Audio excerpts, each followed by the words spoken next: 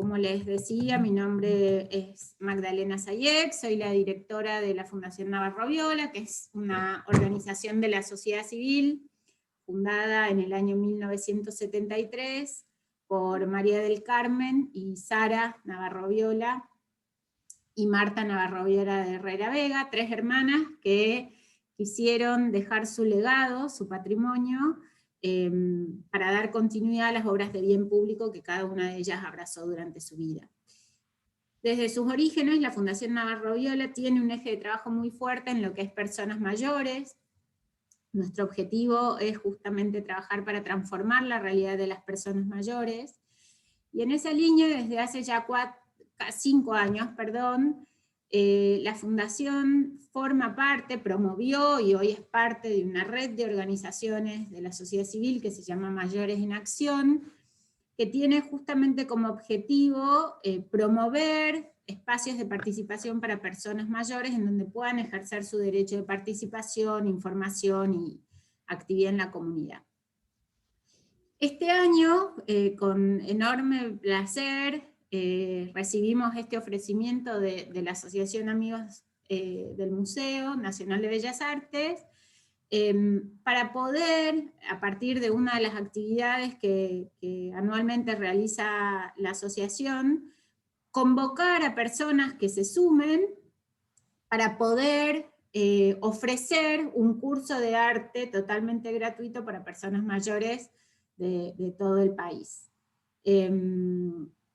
Y acá estamos, la verdad que no tenemos más que palabras de agradecimiento para la Asociación Amigos del Museo Nacional de Bellas Artes, que nos permitió poder generar esta propuesta de encuentro, este primer encuentro, pero que va a seguir. De muchos, exactamente, eso es lo importante. Eso es lo importante, Exacto, primero de muchos. Exacto, el primero de muchos. Así que bueno, sin más, y para no quitarle tiempo a Mariano, que es a quienes todos vinimos a escuchar hoy, lo dejo a él presentando y compartiendo su charla. Les recuerdo que si tienen dudas, preguntas que le quieran hacer a Mariano, lo pueden hacer a través del simbolito del chat o el de preguntas y respuestas. Y al final de la charla recuperamos esas preguntas y hacemos como un diálogo con Mariano. Y vuelta para cerrar. Dale, perfecto.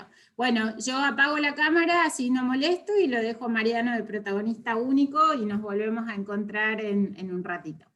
Gracias, Maggie, una genia.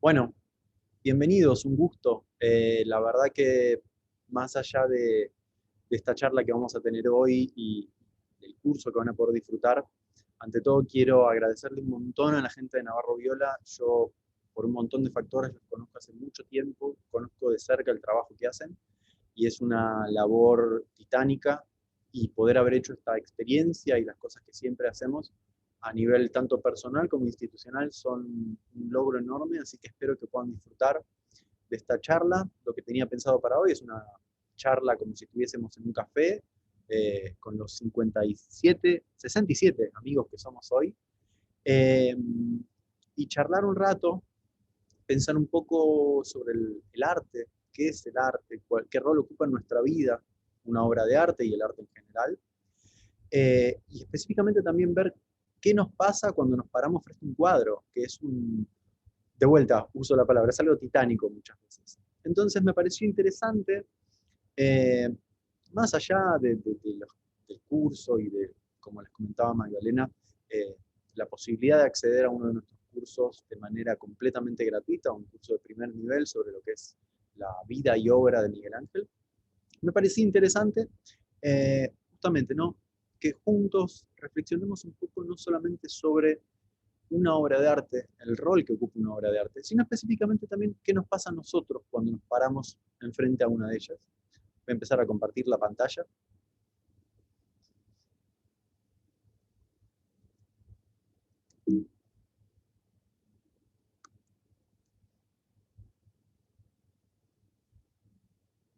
¿Estamos? Bueno, entonces me parecía interesante darles la bienvenida y empezar a pensar un poco cómo el arte muchas veces pretendemos que nos entre por la cabeza, y queremos entender qué es lo que tenemos adelante, y nos peleamos porque una obra es incomprensible. Y a veces nos olvidamos que en realidad lo más lindo que tiene el arte es que nos entra por los sentidos, nos entra por las experiencias, por, como decía un profesor que tenía en la facultad, por eso que te entra por el estómago y entra por ahí. Entonces me pareció muy pertinente, incluso también para este horario, que es el horario incluso del post-almuerzo, pensar que el arte es un despertador para los sentidos. Y es una manera de decir, bueno, vamos a activar y vamos a pensar cuál es el rol que puede ocupar una obra de arte, no solamente en el mundo, en la historia del arte, en la historia cultural, sino en nosotros, como personas, como seres humanos, que hoy en día estamos distanciados socialmente y que muchas veces lo que borra estas distancias es una obra de arte. Entonces les quería dar a todos la bienvenida a esta charla y me gustaría justamente entrar un poquito en esta idea de qué nos pasa cuando entramos en contacto con una obra de arte. Lo que voy a estar comentándoles, por suerte no son palabras mías, sino son palabras idóneas de muchísimos profesionales de la salud con los que tuvimos la suerte de trabajar y muchos que tuvimos la suerte de leer y capacitarnos, y que nos fueron dando cuenta del rol que tenemos nosotros en particular, siendo amigos de Bellas Artes y también el Museo Nacional de Bellas Artes, como, bueno, motores de lo que es el arte y la historia del arte de nuestro país y, por suerte, también de lo que es la humanidad. Una obra de arte estimula la creatividad. Uno ve una obra y naturalmente le dan ganas de hacer algo. A uno le puede ser cocinar, a otro pintar, a otro tocar un instrumento, a otro leer un libro, o el mero hecho de quedarse contemplándola. Desarrolla la sensibilidad sin duda, porque uno se va volviendo un ser más permeable, se adapta, el gusto va creciendo. La percepción es algo que nos cambia. Uno está en una sala de un museo y está prestando la atención a una obra de una manera, y automáticamente al cambiar el ojo, el cerebro, el cuerpo cambia.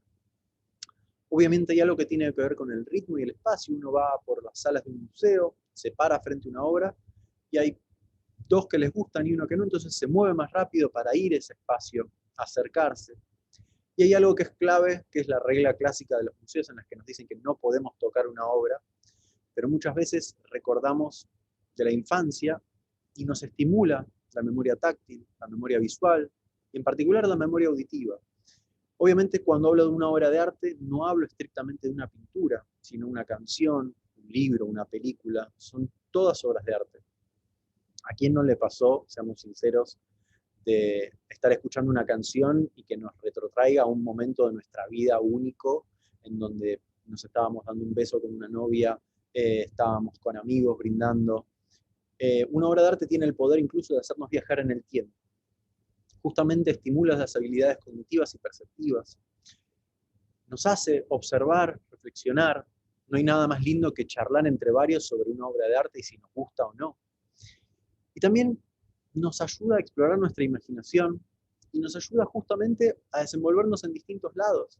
Uno a través de una obra de arte puede empezar a hablar con gente que no conoció. Me pasó muchísimo de tener la suerte de viajar a algún que otro museo y por el azar, yo en particular soy una persona bastante retraída en la cotidianeidad, que se me acercara una persona, en particular me acuerdo en Washington, en Estados Unidos, en la National Gallery, una señora que resultó ser rumana y que pensó que yo trabajaba ahí, se ve que ya tengo la pinta de profesional del arte, y me empezó a preguntar y yo la miré con cara de, disculpe, pero no trabajo acá, pero por ahí podemos decir y hablar algo interesante. Y bueno, se dio una charla muy linda con una persona que no volví a ver nunca más y que me contó un montón de cosas de lo que es el Museo Nacional de Bucarest, creo que era el que ella había estado muchas veces. Así que bueno, el arte también tiende puentes, nos ayuda ante todo a conocer nuestra cultura. Digamos, lo que vamos a ver hoy son obras todas de la colección, obviamente del Museo Nacional de Bellas Artes, y nos permiten conocer, bueno, la historia de nuestro país. Uno puede contar la historia de nuestro país solamente con obras de la colección de Bellas Artes y ver cómo no solamente pasaron los periodos artísticos, sino los periodos históricos, políticos, las crisis económicas, y nos permite entender nuestra identidad como ciudadanos argentinos. Justamente nos ayuda a entender nuestro pasado para pensar nuestro presente, y quién les dice tratar de adivinar el futuro, eso es futurología obviamente. Pero ante todo nos ayuda específicamente a entendernos a nosotros. Y ante todo mejora la salud, disminuye el estrés y la depresión. Una obra de arte te hace bien. Yo siempre cuento la anécdota de yo cursaba historia del arte japonés los lunes a las 7:30 de la mañana. Y había que tener mucho ímpetu para una historia del arte tan ajena a uno, que es el arte oriental, algo increíble, pero tan ajeno a uno, y había que ponerle mucha pasión, y realmente ayudaba.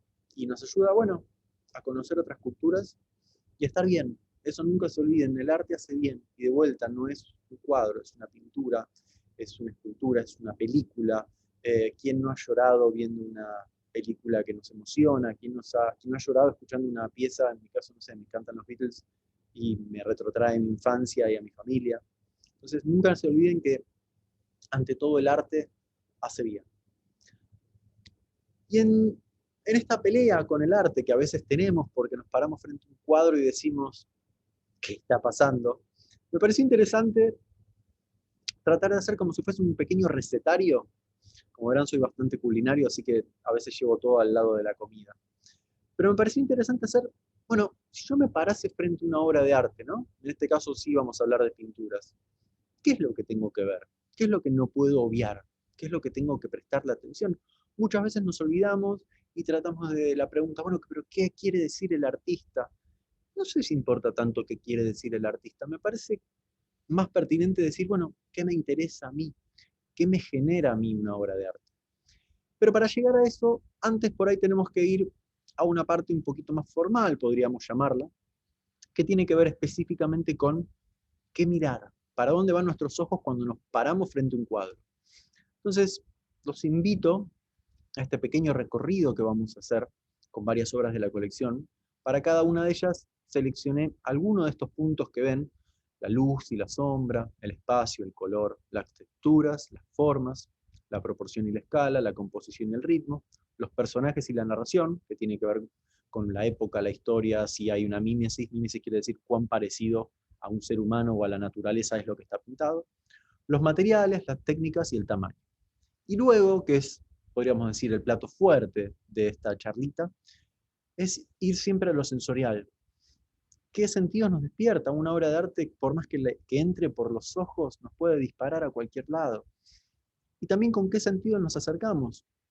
Una pintura, por más que entre por los ojos, naturalmente hay un sonido en la sala donde está, hay un perfume, hay un ambiente.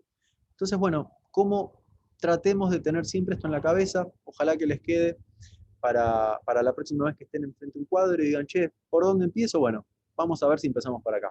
¿Vamos? Emilio Petoruti, un artista argentino increíble que a mí personalmente siempre me parece. Mariano, Sí. perdón, está la placa que dice gracias. ¿Solo confirmar que sea esa la que querés que estemos viendo o No, que...? no, Entonces, estoy en una... fíjate de mover para arriba, estás como en la última filmina, ahí estás. Ahora Ahí te digo, estamos. estamos viendo la luz y la sombra de Emilio Petoruti. Perfecto. ¿Ahí la están viendo? Sí, si había cosas antes que querías que veamos, no las vimos. Bueno, perfecto. Vamos de vuelta, pero básicamente lo que les fui contando está en los slides, así que en ese sentido, esto después obviamente si quieren lo podemos compartir. Pero bueno, estos puntos centrales que yo les decía, qué pasa con el arte, qué es lo que nos hace a nosotros. Luego, bueno, este pequeño recetario que es qué ver, ¿no? ¿Qué miramos frente a una obra de arte? Y ahora sí, si me acompañan, nos metemos en la obra de Emilio. ¿Estamos bien? ¿La estamos viendo bien? Espero que sí. Perfecto, perfecto, ahí la Mirá, vemos perfecta. ahora sí, un hermoso sol argentino.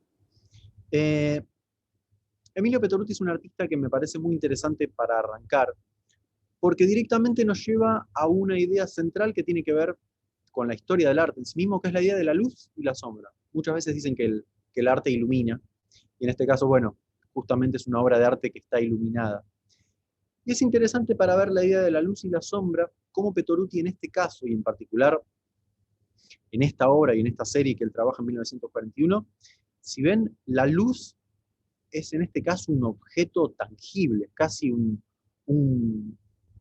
parece un cartón amarillo pintado. Y como su contraparte, por aquí abajo la sombra, hace un ejercicio para que nuestro ojo esté prestando la atención primero a la luz, que está central, que si se fijan está en el medio del cuadro, y como por la parte de debajo del cuadro está la sombra. Entonces hay que prestarle atención siempre a este ejercicio de tensión y relax, que es la luz y la sombra. Así como existe el sonido, existe el silencio. Siempre un artista va a trabajar este equilibrio. Por más que haya una obra que esté completamente oscura, como podría ser una obra de Goya, justamente la falta de luz va a hacer que a nosotros nos llame la atención. Entonces, como siempre, es tratar de mantener un equilibrio perfecto, que nos ayude a entender estas dos tensiones de dos elementos que son básicos no para la historia del arte, sino para el ser humano. La luz y la sombra son dos puntos centrales que a muchos niños los asustan. Yo tengo una hija muy chiquita que está pasando por la etapa del miedo a la oscuridad, y le mostramos cómo lo que está en sombras, si se ilumina, es exactamente lo mismo. Justamente ese es el ejercicio que hace el artista y nos deja entrever ese sifón, esa fruta, y cómo nos metemos también en las formas. Ese sifón, ese vaso, esa fruta, se van recortando y nos permiten ver distintas texturas, distintos elementos que van apareciendo o oscureciendo. Entonces, si se fijan, estos tres puntos para esta obra son elementos claves, la luz, la sombra, y cómo estas dos naturalmente van a afectar a cómo percibimos una forma. Ejercicio muy simple, mano, ven mi mano, está iluminada, si yo le hago sombrita, van a ver que va a cambiar la manera en que la ven. Naturalmente, lo que vemos siempre está determinado por la luz que hay. Entonces, es un punto número 1. ¿Vamos al próximo? El color y las texturas. Voy a empezar por las texturas, quizás por el horario en el que estamos haciendo la charla, pero si se fijan, me daría muchísimas ganas de comerme una de esas uvas que están ahí, definitivamente. Hay algo que tiene que ver con el ejercicio, no siempre en una obra figurativa, o sea, en una obra que nos muestra un personaje, en este caso una naturaleza, sino que tiene que ver incluso con obras abstractas que tienen que ver con el material y cuánto material vemos en la obra. Siempre es una decisión para el artista cuánto más de material de pigmento pone. ¿Por qué? Porque eso obviamente tiene un peso. Si yo pongo mucho rojo, se va a notar mucho más, y si se fijan, esta parte nos llama muchísimo la atención. Entonces, la textura de una obra, incluso esa imposibilidad que tenemos en un museo de tocarla, pero esas ganas que nos generan de tocarla, es un punto para prestarle siempre atención, porque si se fijan, si pudiésemos estar en el museo y ver esta obra, podrían ver cómo lo que está acá dentro del bowl, las frutas, tiene una textura mucho más rugosa que lo que obviamente sería esta tetera, porque obviamente el artista conoce que nuestro ojo reconoce las texturas y técnica del artista juega con ese elemento que tiene que ver con la textura. Y por ende con el color, porque obviamente una textura tiene una estrecha relación con el color y nos permite hacer este ejercicio, ¿no? ¿De qué manera se aplica el color para formar una textura? Entonces, el color que vemos en una obra básicamente es lo que es la obra, porque una obra en sí mismo es la imitación de la realidad de alguna manera. Entonces, el color nos va determinando qué es lo que hace la obra y nos va generando también ejercicios de equilibrio. Obviamente, sobre este costado de la obra, donde está el bowl, hay colores mucho más altos, rojos, verdes, que este costado, que está un poco más apagado. Entonces, si se fijan, el artista eligió muy astutamente hacer el equilibrio entre lo que es el color, las texturas, y en particular, dividir la obra casi en dos y mostrarnos dos tipos de elementos visuales que se equilibran entre sí. Justamente la obra se llama Naturaleza en Silencio, así que si se imaginan y si nos pudiésemos meter adentro de ese paisaje, nos imaginaríamos a la hora del té, en la mitad del campo, con un sonido de viento muy leve, pero el silencio del campo. Y casi que a través del título nos podemos meter en esa escena mentalmente y viajar y estar en Córdoba la pampa, donde quieran estar, con esa taza de té calentita y quizás comer alguna de esas frutas que tienen una pinta tremenda. ¿Vamos al próximo? Mariano, ¿me aguardas Sí, un segundo? Para sí, aquellos que no te ofendas, pero hay algunos que quieren ver la obra más grande y a vos más chiquito, con con buen criterio. sí, Entonces, ahí lo que les sugiero es a aquellos que tengan, ustedes pueden intercambiar la vista, depende si están en la computadora o el teléfono, pueden intercambiar la vista entre el hablante y la pantalla. Fíjense si pueden hacerlo así. Si tocan, si ustedes ven grande la pantalla y chiquito a Mariano, si ustedes aprietan o hacen clic sobre Mariano, en el teléfono lo van a ver más grande y viceversa. Y si están desde la computadora, arriba a la derecha, donde dice vista, ahí pueden cambiar entre la galería o el hablante.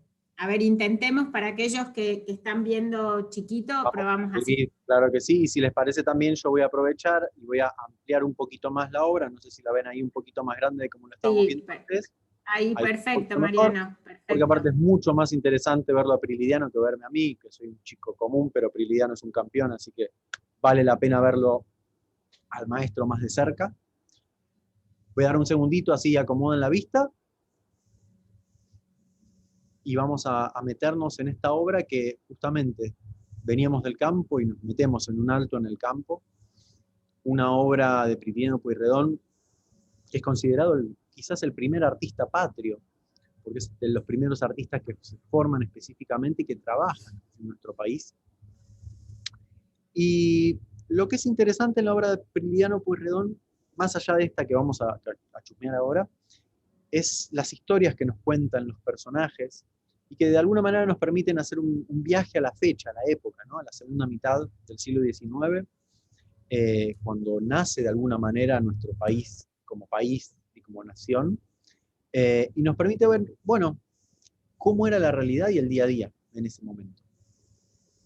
Así que bueno, espero que todos hayan podido acomodar la pantalla y verlo a Prilidiano de cerca. Y en esta obra, que me parece que vale la pena prestarle atención, no tanto a la parte técnica, sino específicamente a, como les decía recién, lo que nos cuenta.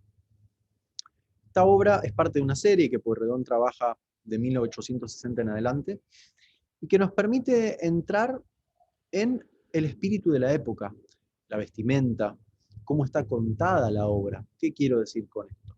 No solamente los personajes que aparecen, sino qué va apareciendo primero y qué nos llama la atención. Si se fijan, esta mujer reposada sobre el árbol está un poco más iluminada que el resto, entonces nuestro ojo, de alguna manera, puede entrar por esta obra, por este personaje, perdón. O quizás ingrese por esta diagonal que se pierde ahí en el infinito del horizonte. Entonces, todos estos son recursos que el artista utiliza para ayudarnos a entrar a la obra. ¿Qué quiero decir con esto? ¿A qué le prestamos atención primero?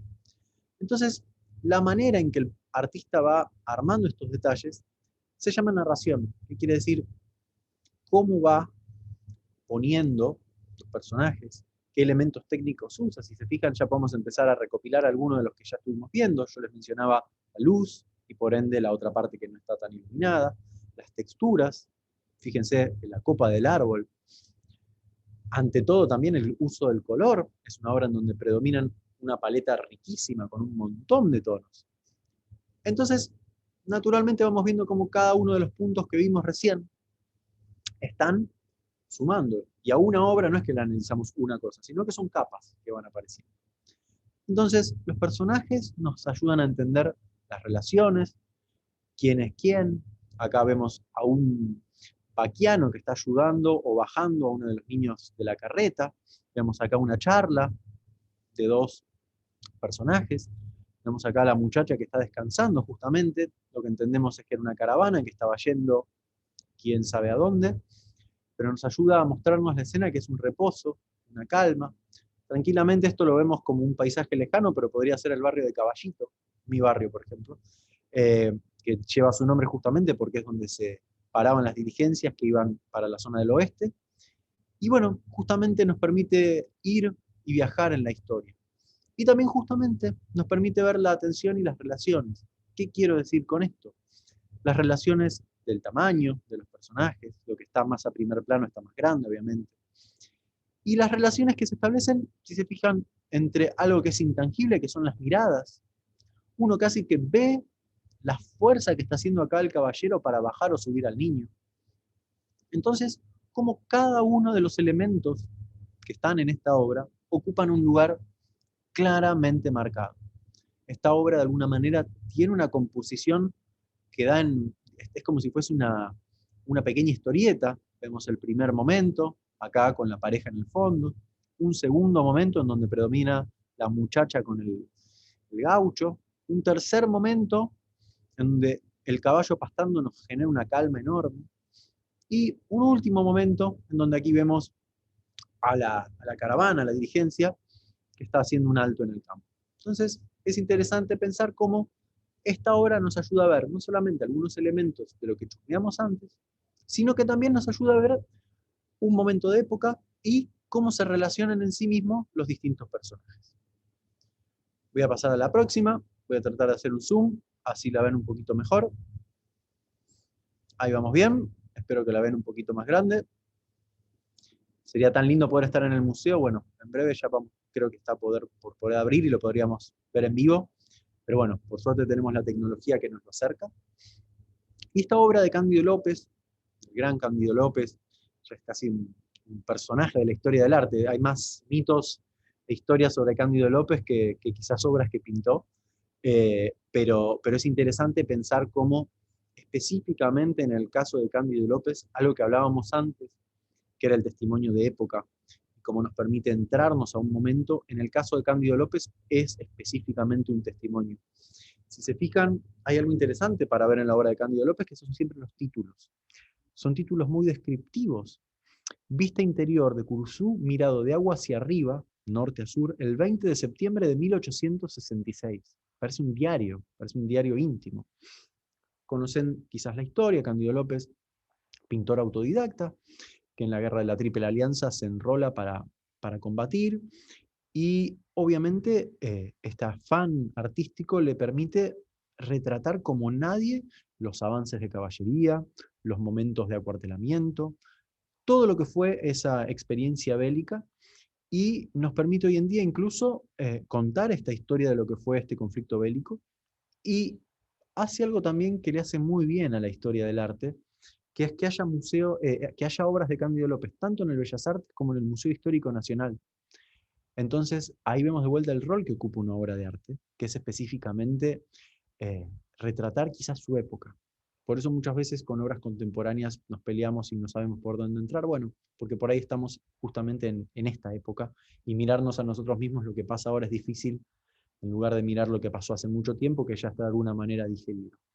Pero en esta obra en particular, si se fijan, hay algo muy interesante. Voy a empezar por la proporción y la escala, que tiene que ver cómo las figuras adquieren un tamaño según dónde está nuestro punto de vista. Lo que está más cercano, o sea, lo que parece que estuviese en primer plano, está más grande, y lo que tenemos a lo lejos suele estar más pequeño y difuso. Eso es un recurso que tiene que ver obviamente con la proporción, el análisis visual, y específicamente con el uso de la escala. Así como vemos que alguien a lo lejos parece que midiera esto, y en realidad por ahí es un pibe de 1,80.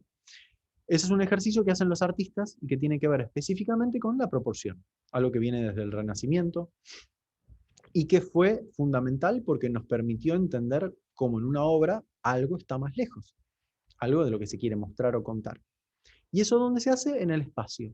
El espacio es el campo que selecciona el artista para trabajar y incorpora elementos. Cuando digo elementos pueden ser personajes, objetos, colores. El arte abstracto en sí mismo no suele tener personajes o figuras, pero sí muchas veces tiene manchas. Entonces nos permite ver elementos en más primer plano o más a lo lejos. Eso está buenísimo porque nos ayuda a entender, bueno, qué pasa con nuestro ojo, ¿no? Hay algo natural que le pasa al ojo humano, que es que va primero a los colores más fuertes, el rojo, un verde fuerte, el amarillo bien patito. Entonces, si uno pone en primer plano o más macizo, digamos, esa utilización del color, nuestro ojo naturalmente va a ir ahí, es algo físico. Entonces, en este caso, Prilidiano Pueyrredón, que insisto era un pintor con una formación casi autodidacta, muestra a los personajes en una labor de cuartel, están desembarcando, están armando el campamento, están bajando bolsas de los barcos. ¿Y cómo lo hace? Bueno, con una línea marcada del horizonte, que está aquí. Sobre eso emplaza el cielo. Y de ahí hacia abajo nos va, al igual que la obra de Prilidiano Pueyrredón, en distintos momentos. Si se fijan, cada momento de alguna manera está muy astutamente marcado por inicios y fines de árboles.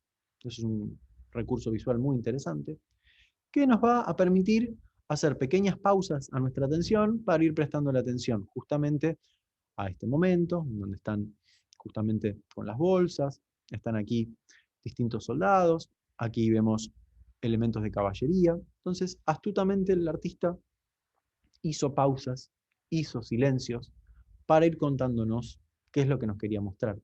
Al igual que en una canción, en una ópera, el silencio es muy importante, porque si sonase todo el tiempo uno tendría la cabeza explotada.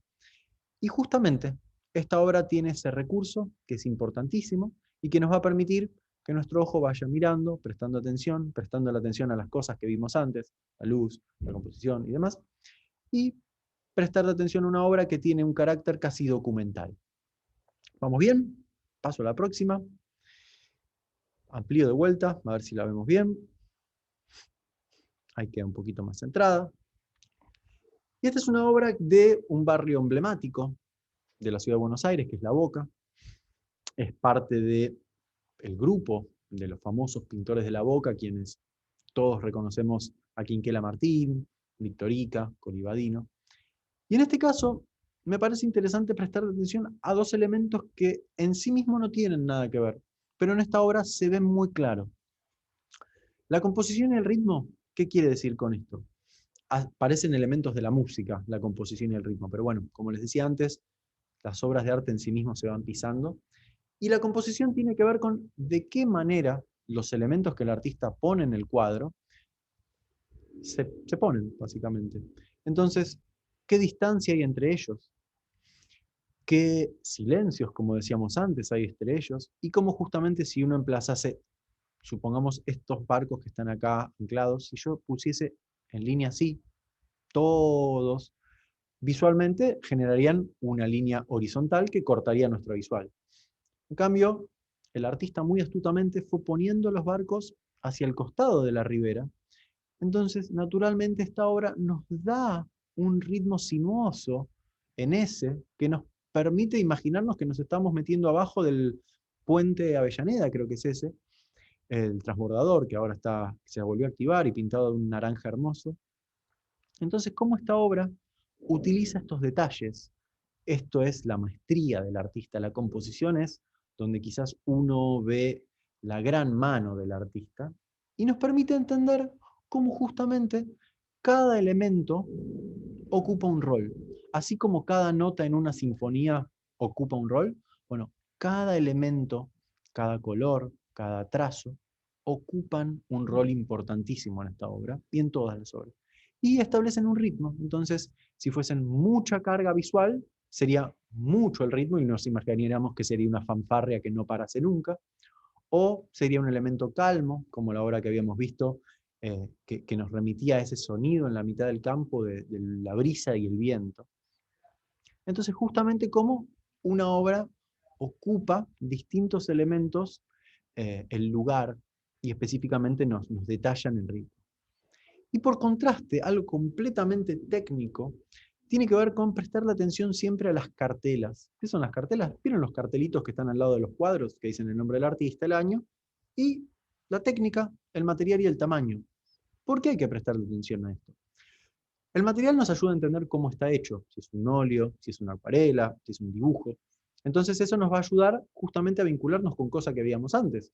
No es lo mismo la luz pintada a través de un óleo que a través de una acuarela, a través de un dibujo. Entonces ahí nos vamos a ir acercando a decir, ok, es un óleo, el óleo nos ayuda un poquito más el color, entonces el uso quizás del elemento como la luz o la textura va a ser una. En este caso, si se fijan, la textura del agua casi que nos podemos zambullir.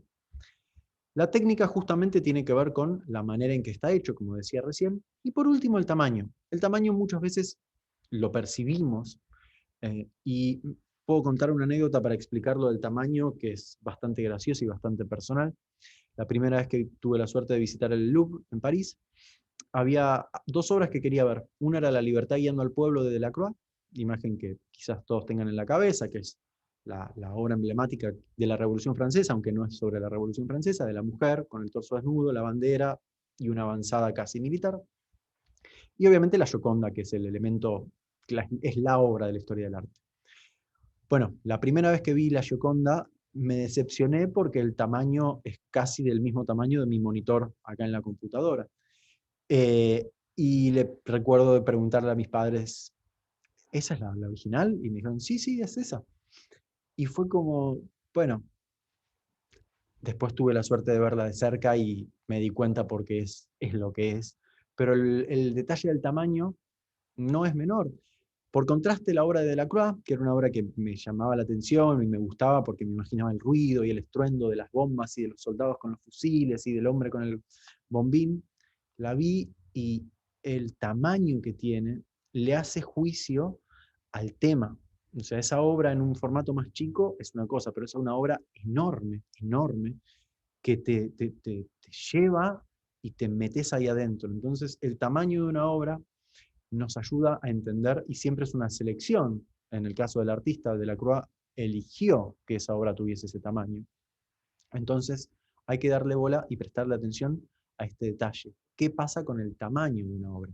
Hoy en día los podemos ver a través de las colecciones de los museos, como es en nuestro caso en el Bellas Artes, que siempre van a ver ese detalle y hay muchísima más información en la página, en la colección.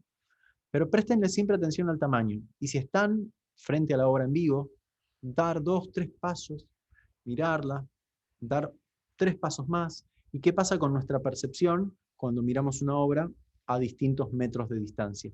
Va a cambiar y nuestro ojo va a estar prestando la atención a muchísimas cosas distintas. Entonces, me gustaría, voy a ampliar un poquito más, así espero que lo puedan ver. A través de todos estos puntos que estuvimos charlando, tratar de pensar un poco entonces qué es el arte y no solamente cómo la vemos, sino de qué forma la podemos repensar juntos. Principalmente porque hoy en día estamos en un momento en donde, de hecho, esta charla quizás la estaríamos dando en el museo, con las obras al lado nuestro y pudiéndolas mirar.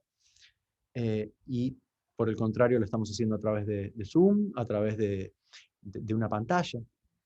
Entonces, es un momento en donde los paradigmas cambian y quizás nos ayudan a entendernos a nosotros mismos y ver cómo, bueno, el arte de nuestra época, el arte del siglo XV, el arte del siglo XIX, es testimonio de una época. Entonces pensar cómo justamente el arte de alguna manera es una invitación a delinear, a probar, a componer, a imaginar, a inventar a través de las experiencias estéticas. ¿Qué quiero decir con esto? Como el arte, ante todo, es una experiencia. Pararse frente a un cuadro, mientras yo les comentaba esta famosa anécdota de cuando era chico y miré la Gioconda, estuve ahí, y me sentí ahí, y me acordé del calor y la cantidad de gente. Pero justamente como el arte es algo personal, y si se fijan, las palabras que están aquí tienen que ver con algo que tiene que hacer uno, que es probar, imaginar, componer, inventar. Una obra de arte entonces, ¿qué es? Bueno, es una puerta que nos permite ver cosas, ver mundos, ver realidades. Uno ve una obra de arte oriental, japonés, taiwanesa quizás, y nos tenemos casi que empezar de vuelta, porque no sabemos qué es lo que nos están queriendo contar, porque quizás es un poco ajeno a nuestra vida. Entonces, justamente, nos ayuda a vivir experiencias que amplían nuestro campo de percepción, amplían nuestro pensamiento. No hay persona, quiero creer, que haya leído un libro o haya visto una película o haya escuchado un libro que haya salido igual. Cada pequeña cosa tiene un cambio en nuestro ser, y por ahí no es un cambio automático, es un cambio que lleva, ¿qué?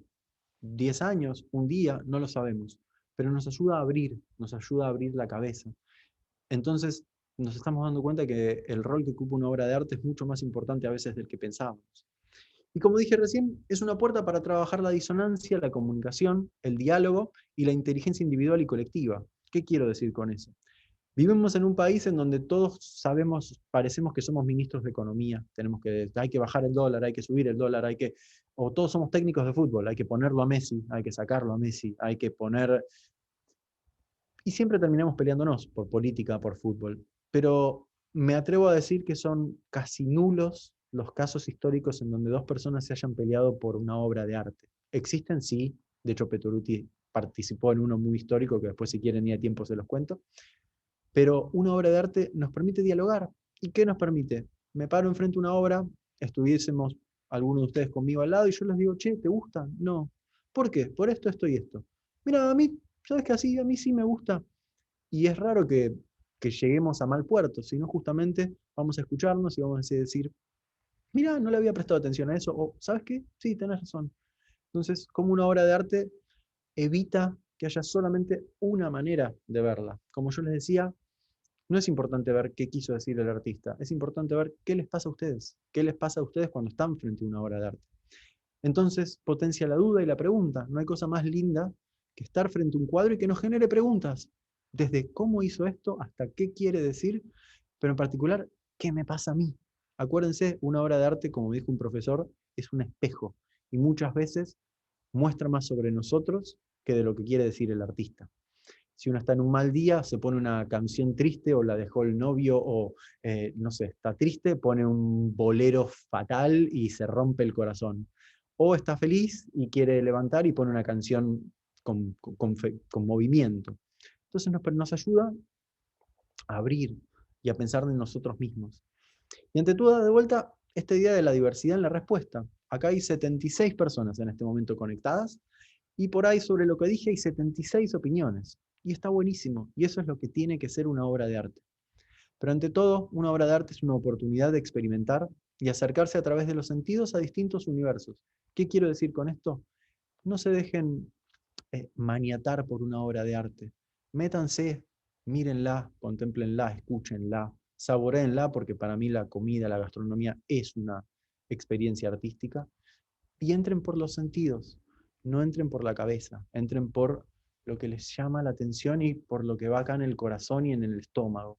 Esa obra que vos venís caminando y la mirás y es como un flechazo y por ahí yo la miro y no me pasa nada, bueno, eso es una obra de arte. Así que bueno, fue un camino largo, espero que estén bien, que lo estén pasando bien. Y bueno, la verdad que pensar que una obra de arte en realidad es un espejo es la palabra más linda que podemos dejar. Así que bueno, les quiero agradecer.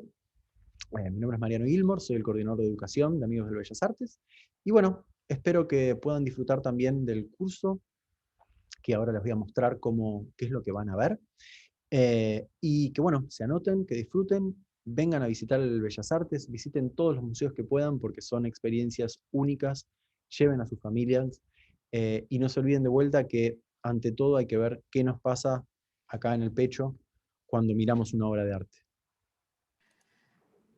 Mariano, hay algunas preguntas, comentarios que ahí les consulto también a los que hicieron las preguntas, si te parece, antes de pasar y compartir Sí. lo que va a ser el curso, pero así podemos cerrar esta parte.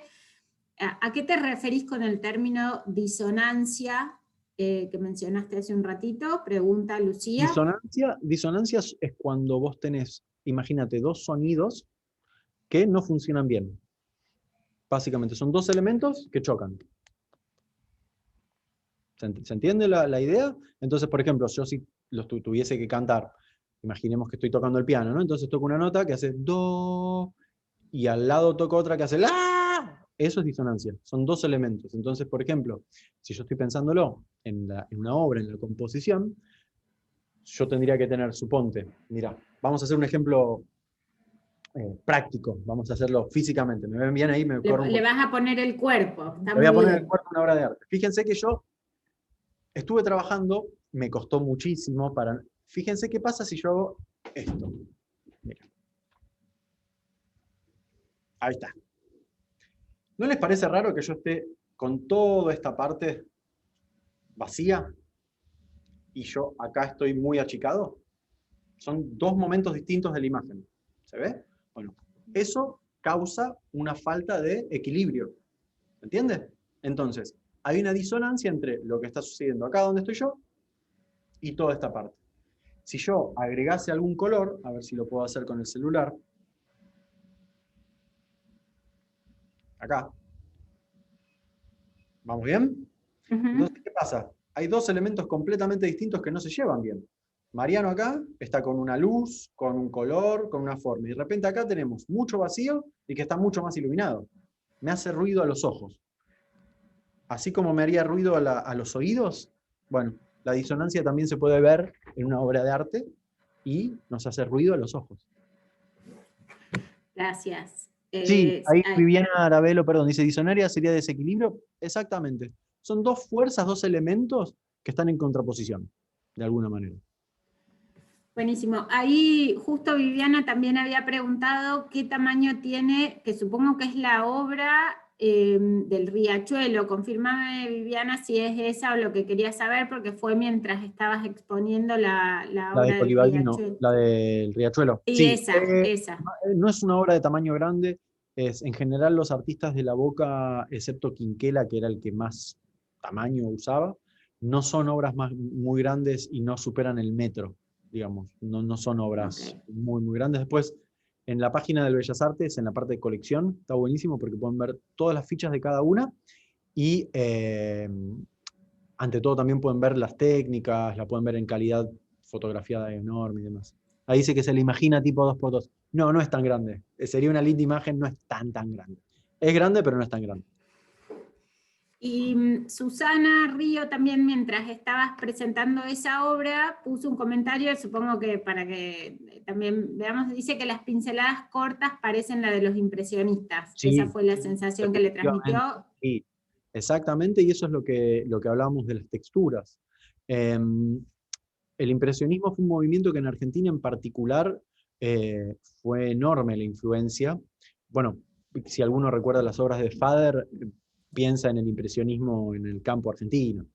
Entonces sí, el detalle de la pincelada corta y rápida, que es taca, taca, taca, pongo material, es un vuelo sin escalas a la Francia de 1870 del impresionismo. Buenísimo. Ahí Rosa también nos pregunta si puede volver a ver este video. Nosotros lo estamos grabando, seguramente les compartamos por mail también, Mariano, si vos estás de acuerdo, la presentación y los links que nos estás comentando. Pero además de esta presentación, este encuentro fue la excusa para contarles de lo que la Asociación Amigos del Museo Nacional de Bellas Artes quiere ofrecerle, que es la posibilidad de hacer de forma totalmente gratuita un curso con 4 clases. No sé si Mariano querés contarnos un poquito más de qué trata el curso y mostrarles a las personas que nos están acompañando hoy. A ver si puedo compartir la pantalla. Dale. A ver, ¿la ven ahí? ¿Están viendo ahí la pantalla? Perfecto. Buenísimo, bueno. Bueno, nuevamente gracias, la verdad que fue una experiencia muy linda esta breve charla, espero que haya sido divertida y un poco clara.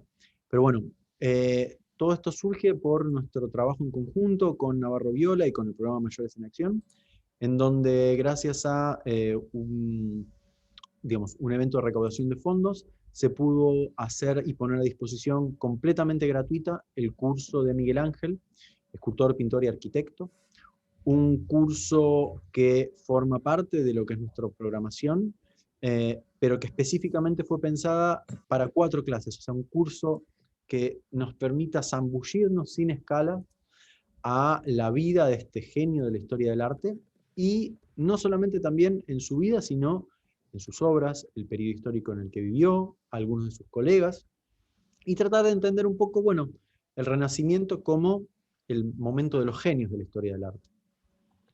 Van a ingresar cuando completen el formulario en donde les piden algunos datos, mandan enviar y automáticamente les van a pasar esta dirección, van a ingresar a esta página y van a ver las 4 clases, cada uno de estos rectángulos amarillos son las clases. Voy a chusmetear una a ver si me sale bien, pero un detalle importantísimo es que estas clases no están dadas por mí, sino por alguien que sabe muchísimo de arte, que es el gran Miguel Ángel Muñoz. Miguel Ángel Muñoz es una de las personas, no sé ni por dónde empezar, porque aparte fue profesor mío y tuve la suerte de compartir cátedra con él, es uno de los mejores docentes a mi criterio a nivel mundial de historia del arte, porque no solamente transmiten una gran pasión, sino que hacen que esos temas que conocemos siempre podamos ver cosas nuevas, y hace que esos temas que no entendemos lo iluminan con una varita mágica. Entonces ustedes van a ingresar a esta página, más allá de poder ver todas las actividades de la asociación y demás, y también ver obviamente el hipervínculo a la página de Navarro Viola y Mayores en Acción, van a ingresar, van a cliquear, van a esperar que cargue, y automáticamente Hola, hola a todos. Estamos con iba una sobre imágenes empezar que la clase, lo reconoce y nos ha dejado, por otra parte, esta clínica de iban a San ir Petronio, viendo la las obras, el profesor va a ir de la contando vida concreta, datos pero de todos históricos, modos lo hace colegas, y vamos a va a analizar provocar y va a obras que le emblemáticas, encarga como Jean esta de Villiers increíble Piedad. una escultura. Así que va a ser una experiencia que ustedes van a poder transitar a través de 4 clases de aproximadamente 1 hora y media cada una, y van a poder disfrutar no solamente, como les decía, la obra de este gran artista, sino también la docencia de, como les decía, de Miguel Ángel Muñoz, que es una eminencia, vamos a decirlo como corresponde. Así que bueno, completen el formulario, de última ahí la gente de Navarro Viola puede poner de vuelta para ver cómo entrar al formulario y demás, y disfruten de estas clases que no tienen desperdicio. Ahí hay, bueno, muchas palabras para vos, Mariano, de agradecimiento, felicitaciones por tu claridad, un genio Mariano, así que muchas gracias. También para el profe que grabó las clases de Miguel Ángel, así que buenísimo. Ahí preguntan si las clases son interactivas, ¿no? En esta Justamente oportunidad están son solo pregrabadas los videos. específicamente para ustedes, para que las Exacto. puedan disfrutar en cualquier momento. Eso es otra cosa interesante. Ustedes, estas clases van a estar activas hasta fin de año, hasta el último día de este año, así que las pueden ver cuantas veces quieran, no se va a dar de baja, así que cualquier duda pueden rebobinar. Bueno, ya no se rebobina, se va para atrás, pero ya saben. Ahí les vuelvo a poner el link en el chat y quédense tranquilos que lo que vamos a hacer es a todos ustedes les llegó el link para conectarse hoy a través del mail, así que vamos a estar volviéndoles a compartir por mail la presentación de Mariano, el link donde va a quedar grabada la charla de hoy para que si la quieren volver a ver lo puedan hacer, y el link para inscribirse al curso de Miguel Ángel, así reciben los datos para poder acceder al curso. ¿Sí? Mandamos por mail todo, quédense tranquilos que los mandamos. Compartimos esta presentación, María Teresa, le vamos a compartir a la grabación y al PowerPoint, al documento que nos compartió Mariano con las obras. Si ya estoy inscripta, si ya se inscribieron y recibieron el link de acceso, no hace falta que se vuelvan a Disfruten la inscribir. clase. Hay que Ya disfrutar la está, clase. pueden entrar directo. Ya está disponible y pueden entrar de manera casi automática una vez que se inscriben. Sí, hacen clic y la próxima imagen que les va a aparecer es ingresen a este link y van a la página que les mostré recién.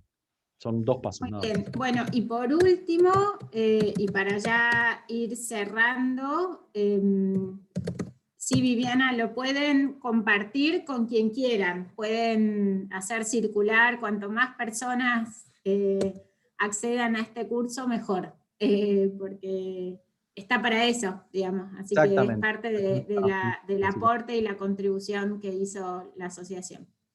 Les compartí también la web de Mayores en Acción, donde van a poder encontrar, además de este tipo de propuestas, un montón más de actividades y oportunidades de participación para que también difundan y compartan. Así que ahí la tienen a mano en el chat, la vuelvo a poner para que les quede cerquita. Y Mariano, no sé si querés sumar vos la web de la Asociación de Amigos del Museo, Sí. así yo pongo la de FNB ahí en el chat, así también la tienen a mano y pueden chusmear. Bueno, no hay más que palabras de agradecimiento para vos, Mariano. La web. Ahí está la web de la Asociación de Amigos. Bueno, ¿Quedó alguna pregunta, algo? Si no, la verdad que fue un placer. Presten atención, como les decía, a la clase, a todos estos detalles que estuvimos chumeteando, así que por ahí es una buena manera de poner en práctica esto que estuvimos hablando recién, estos elementos a la hora de mirar un cuadro. Obviamente el profe Muñoz va a ser muchísimo más claro que yo y mucho más didáctico, así que va a ser un placer escucharlo. Y bueno, ojalá que en breve ya puedan visitar los museos, no solamente el Bellas Artes, sino todos, porque son experiencias. eh, experiencias. Y bueno, y de vuelta el apoyo, lo que hace Navarro Viola, lo que hace el programa Mayor de Selección, es algo increíble. Así que hay que apoyarlos, es un trabajo hermoso del corazón. Así que sepan que todo, y bueno, desde Amigos del Bellas Artes, yo siempre lo digo, es un trabajo titánico con mucho amor. Así que los banco fuerte. Gracias, Mariano. Ahí les dejé también en el chat el mail de la Fundación para que aquellos que tengan dudas con respecto al link o cualquier cuestión vinculada a la capacitación, nos escriban por ahí y se los resolvemos. Bueno, gracias Mariano, aplausos, un placer escucharte, gracias a todos por sumarse y compartir esta tarde con nosotros, y seguramente nos iremos de aquí con otros ojos y otra forma de ver y sentir el arte. Así Lo más que importante. gracias, Adiós a todos. les dejo en la pantalla para que mientras se van retirando lo de Mayores en Acción para que puedan entrar y chusmear la página. Bueno, hasta la próxima actividad. Adiós. Chao, Chao. chao.